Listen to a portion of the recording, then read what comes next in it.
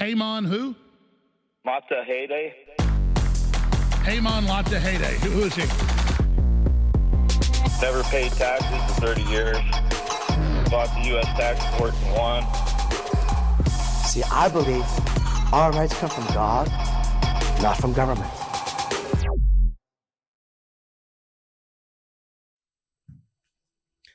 Hello to my truth and freedom-seeking friends.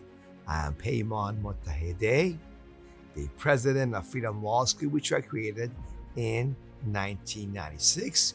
If you've not been to our website, freedomlawschool.org, that's where you want to go to find the truth and freedom that you've been looking for. In this presentation, I'll cover a common question that comes up about the income tax. Government claims that the 16th Amendment of the U.S. Constitution gave the federal government the power to tax your income directly, and that is a big lie. I will show you in this presentation how the founding fathers of America, who wrote the U.S. Constitution, made sure they wrote that document in a way that you will never become the slave of the federal government. Now, this is going to be a longer presentation, so you definitely want to listen to this one as you drive in your car back to and from work couple, 3 times, and then watch it at dinner or lunchtime to make sure you really absorb it, because people say, Peymon, it was just too much. Well, that's okay. Give yourself time to review it a couple, 3 times, and you'll catch it pretty easily, okay? So we're going to start, folks, by coming to this chart about, you'll learn the truth now about America's heritage of freedom and our God-given rights, and how the founding fathers of America made sure that you would never become a slave of the federal government, okay? So let's go now to this. But listen, bottom line is another thing you find out, how the federal government did deceive us to become slaves, despite all this, restrictions on the federal government's power, how they did that to us, okay? And why they cannot change it, okay? It is the way it is. They can never make you a slave unless you allow them to continue to have you be a slave. From now on, you no longer have to be a slave of the federal government. You don't have to pay any federal income taxes, payroll taxes, corporate taxes, estate, wagering, gun manufacturing taxes. None of them apply to you who are from the 50 states and do not work for the federal government. So let's start with the Declaration of Independence of July 4th, 1776. And you notice in there, folks, the founding fathers talk about laws of nature and of nature's God, okay? Why? Because they believe your rights came from God. You were born with rights, okay? They hold these truths to be self-evident that all of us are endowed by our Creator with all of our rights, unalienable rights, rights that cannot be taken away from you, like right to life, to live, not to be killed, to be free, liberty, and the pursuit of your life as you choose, and that the governments are instituted to secure these rights. The government's job is to secure your rights and your freedoms, and all the powers that they have come from you, not from some crown like in England. In England and Canada, Australia, the rights come from the crown. Other governments come from the dictator or king, okay? Not America. Your rights come from our Creator above. So with that understanding now, we're going to go further into U.S. history. These are things we were not taught in high school, okay? On the Articles of Confederation, you see right here, folks, the states in 1776 for over 12 years worked together, okay? as complete independent separate countries. Yes, complete independent separate countries. But they had some problems. So to handle those problems, like England wanted to make them slaves again to have common defense. They didn't have common relations with foreign countries like France and Spain, foreign relations, and commerce amongst the states and foreign states, other things. They created later on a constitution for a new government. Okay? And they delegated certain powers to this new government. Later on got to be known about the Constitution of the United States. Yes. So the United States is a government created by the states. States are above the federal government. They gave certain specific powers to the federal government and retained all the other powers to themselves. Okay. And by the way, the 10th Amendment of the Constitution says that power is not delegated to the federal government or not given by the states to the federal government, are retained by the states and the people. So this is something we're not taught in a public school system.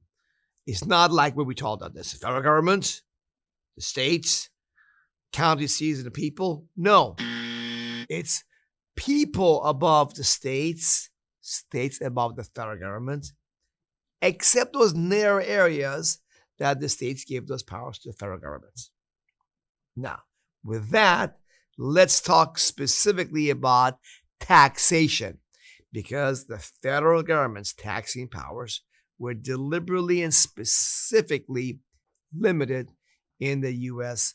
Constitution. Okay, here we are, Article 1, Section 9. Okay, and here they talk about the fact that no capitation or other direct tax, like tax on you, shall be laid unless in proportion to the census or enumeration, counting of the people that lived in a states here and before directed to be taken.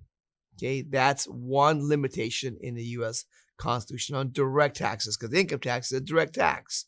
Okay, and then also they have here in Article 1, Section 9, more restrictions on federal government's taxing powers.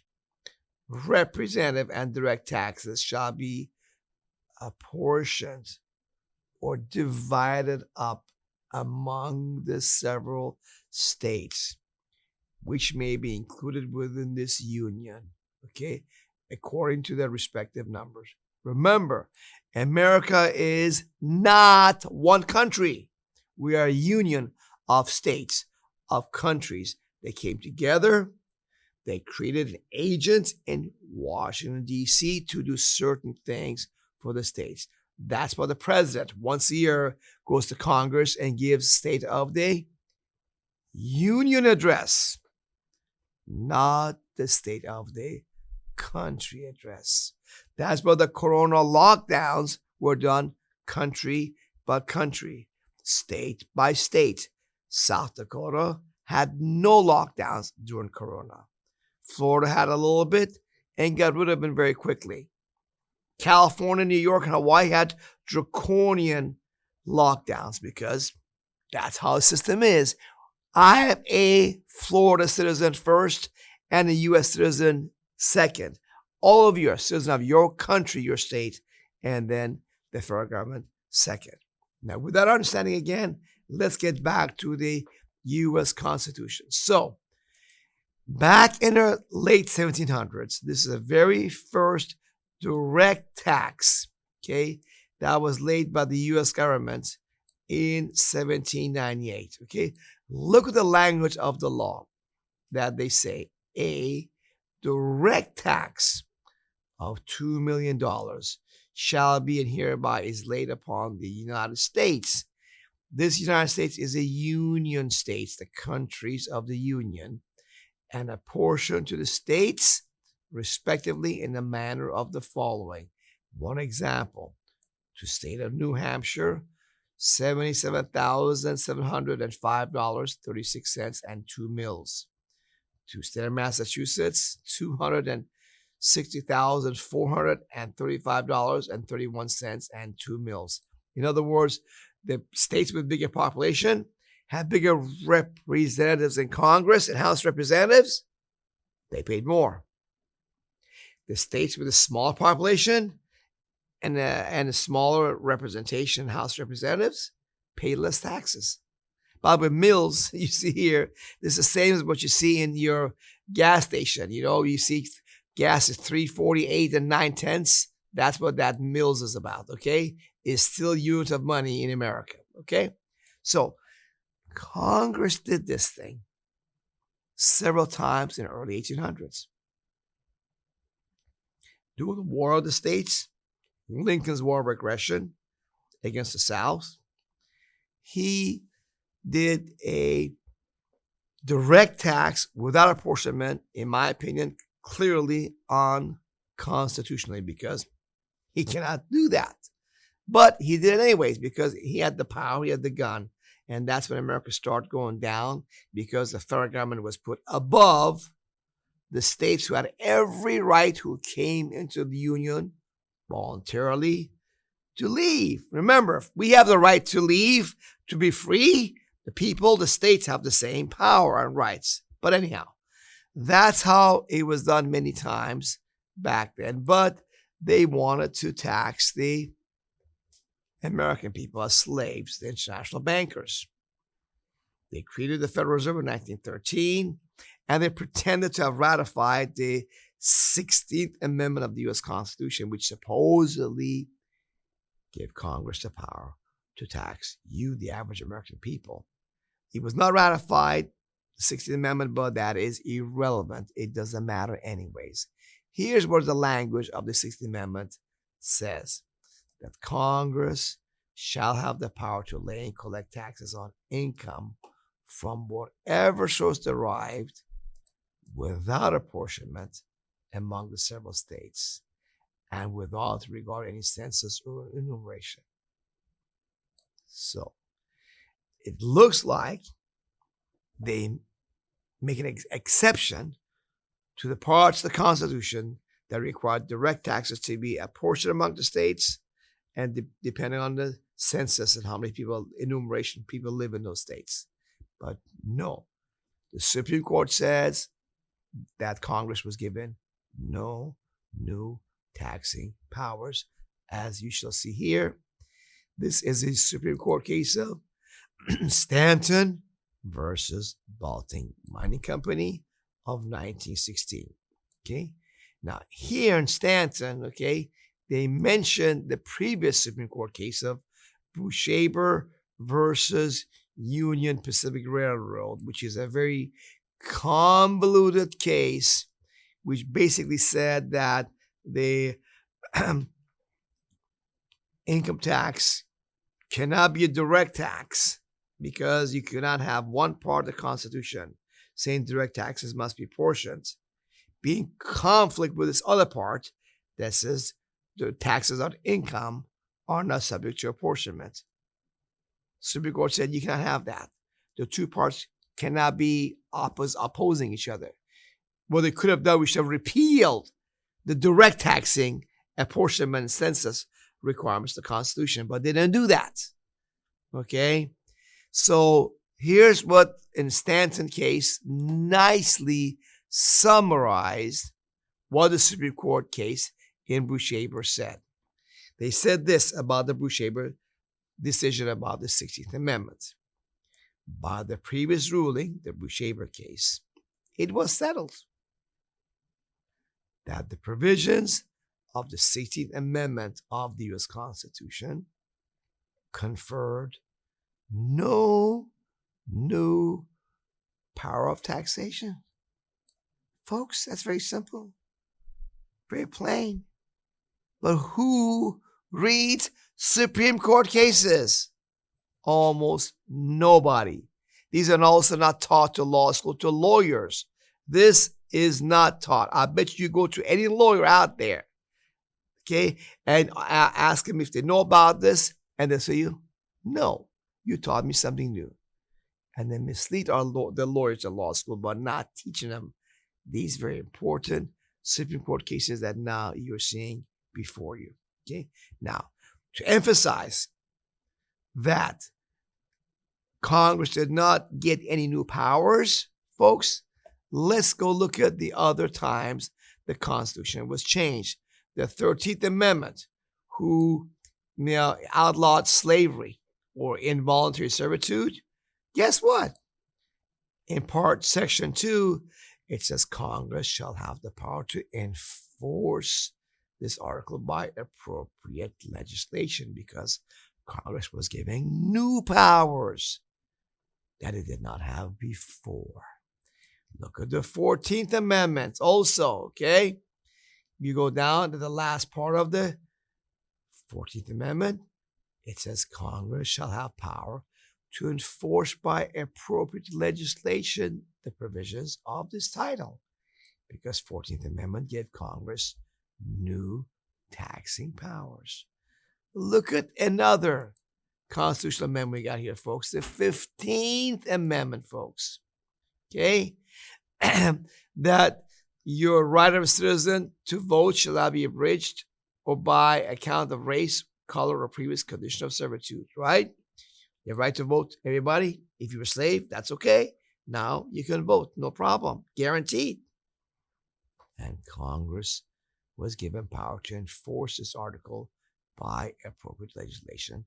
Again, Congress got new powers. And same thing in 19th Amendment. What? Congress shall have the power to enforce this article by appropriate legislation, folks. Okay? 18th Amendment, same thing. Congress was given new powers, and Congress and the several states shall have concurrent power to enforce this article by appropriate legislation.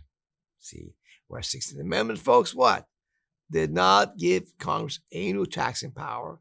Okay? 16th Amendment does not have anything in it. There again, where does the 16th Amendment give Congress any new powers? It's not there. So it did give Congress no new taxing power. So, then how do they impose the income tax? If the 16th Amendment is irrelevant, because it is, how did they make over 100 years ago our grandparents and grandparents slaves? And now we think we're supposed to be slaves.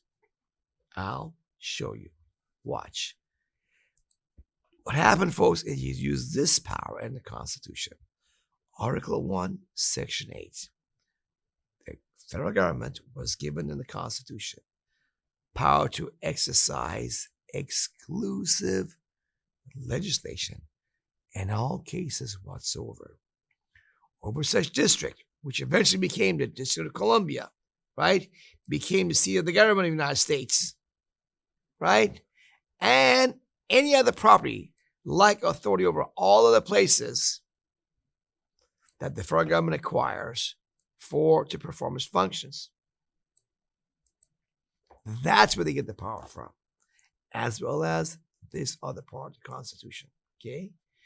Okay, that Congress shall have the power to dispose of and make all needful rules and regulations respecting the territory or other property belonging to the United States.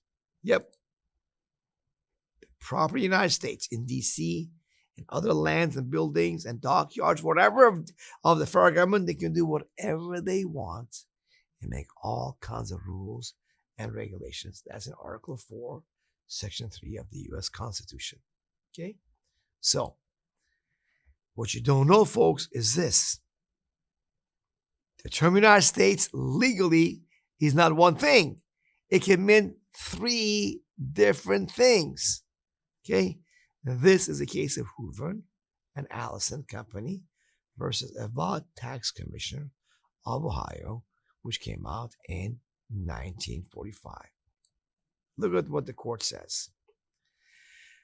The term United States may be used in any one of several senses. 3 of them. Let's go through them. It may be merely the name of a sovereign occupying the position analogous to that of other sovereigns in the family of nations, like America compared to Egypt, France, Japan, Russia. See, those are all countries. So is America. Because when it comes to foreigners, our 50 states together are represented as one entity against other countries out there. The second one is the one that we really want that applies here in tax cases, okay? It may designate the territory over which the sovereignty of the United States governments extends. That's right.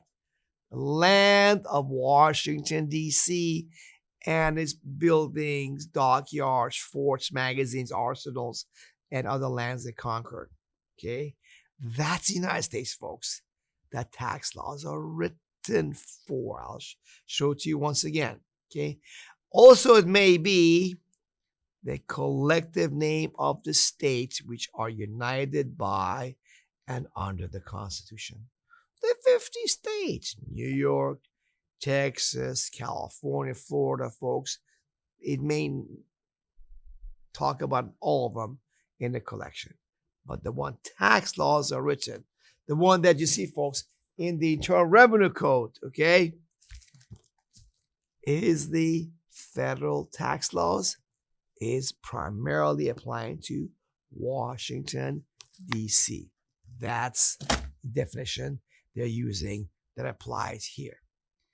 Let's continue on now to the issue of Washington, D.C. Folks, Washington, D.C. was made to be independent of the states.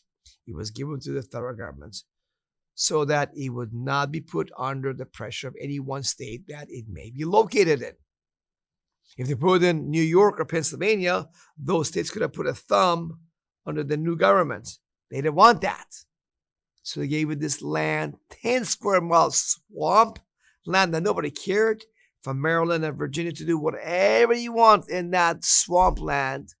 It's yours to keep, federal government, and do whatever rules you want because nobody lived there.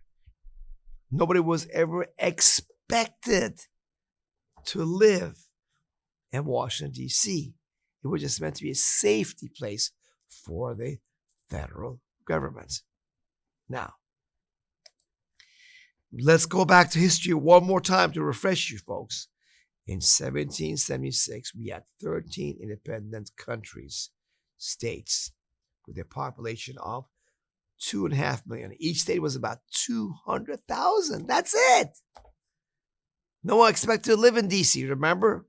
And in 1789, the states created an agent headquartered in Washington, D.C. to be known as the U.S. government. That's right. The federal government is basically an agent creation of the states. And the states delegated 18 specific common functions to this agent, the U.S. government, okay? And I'm going to show you now what these are very briefly in the Constitution, okay? Article 1, Section 8. Congress shall have the power to look at these things, okay? Real briefly. Borrow money, regulate commerce with foreign nations among several states and with Indian tribes. This is very specific powers, folks, okay? Rules of naturalization and uniform laws on the subject of bankruptcies throughout the United States to coin money and regulate value thereof, right? Okay, provide punishment for counterfeiting, to establish post offices and post roads. But look at this. Provide for punishment of counterfeiting.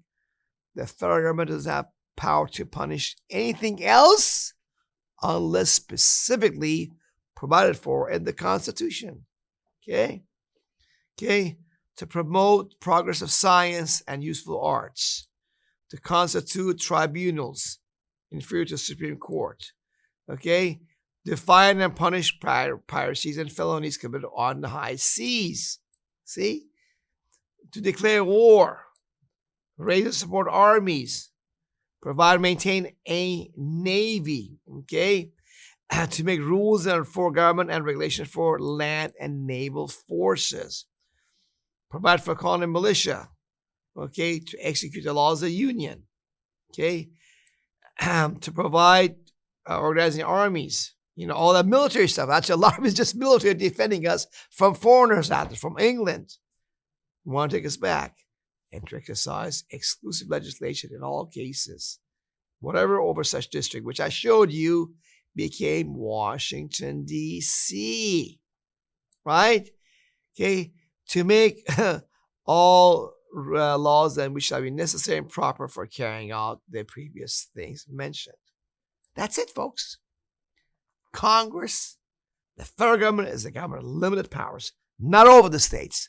Only in those areas delegated, federal government is supreme. Everything else is run by the states, and they have the power to do everything. Now, with that understanding now, let's go look at the regulation 1.1-1, Code of Federal Regulations, okay? Income tax on individuals. There's a reason why in C it says, who is a citizen? Who is subject to the income tax? Every person born or naturalized in the United States and subject to its jurisdiction is a citizen of the United States. Its singular jurisdiction, not the 50 states. This is a federal government tax, federal government law. I covered this issue in our very first video, folks. You've seen it about how the income tax applies to only the people of D.C., right? Go back and review that if you need to. Not the 50 states. United States citizens have to pay income tax, but U.S. citizens are only Washington, D.C. for income tax purposes. Okay? Let's continue on to again refresh you what the Supreme Court said in Stanton versus Baltic Mining Company, that it was well settled that the provisions of the 16th Amendment conferred no new power of taxation to the federal government. Remember that, folks. The Congress and the IRS is lying to you about 16th Amendment giving Congress tax power to tax you directly. That never happened. Okay? Now, here, folks, remember the direct taxation of the old times? They didn't want it. It was too cumbersome. The states would collect the tax, hold 10%, and give 90% to the federal governments. They didn't want to do that. They want to tax you directly, bypass the states. Okay? They all done it through deception, folks. Okay? Now, what they did, they used power of the federal government to do whatever they want in D.C. And in Downs versus Bidwell, this 1901 U.S. Supreme Court case, they got that decision they want on taxing directly the federal lands and territories without apportionment. Okay?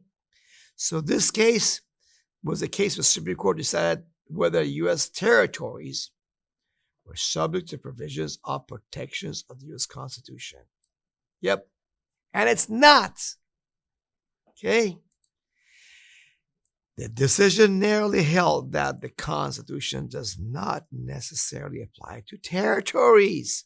It applies to everywhere in the 50 states, but not the territories. That's right. Instead, U.S. Congress has jurisdiction to create law within territories in certain circumstances, particularly those dealing with revenue or taxes. Revenues, taxes, which would not be allowed by the Constitution for the U.S. states. They cannot tax the people of 50 states directly, but in territories, they can. So here's a little bit more from Downs versus Bidwell, folks. Okay. In this case, Downs versus Bidwell, here's what the court said. The island of Puerto Rico is not a part of the United States within that provision of the Constitution, which declares that all duties imposed and excises shall be uniform throughout the United States. Okay, so Puerto Rico, we just took it away from a Spanish government in a Spanish-American War in 1895. And this was about taxing things going on to from Puerto Rico. Okay. And look at this further, folks. Okay. About this case. Okay. If Congress is not ready to construct a complete government for the conquered territory of Puerto Rico, it may establish a temporary government which is not subject to all restrictions of the Constitution. That's right. Not subject to tax limitations of the Constitution. They can tax Puerto Rico directly, indirectly, any way they want. They can tax Puerto Rico, DC, federal lands, any way the Congress wants. And that's how they're doing the modern income tax today. It's written for those lands, not the people of the 50 states. Okay? Remember, Supreme Court said the term United States may designate the territory over which the sovereignty of the United States extends. That's the one the income tax is written for. That's why in Title 26 in the Internal Revenue Code, okay, in Chapter 79 definitions, Section 7701, when used in this title, the term United States and states only includes the District of Columbia, not the 50 states at all, right?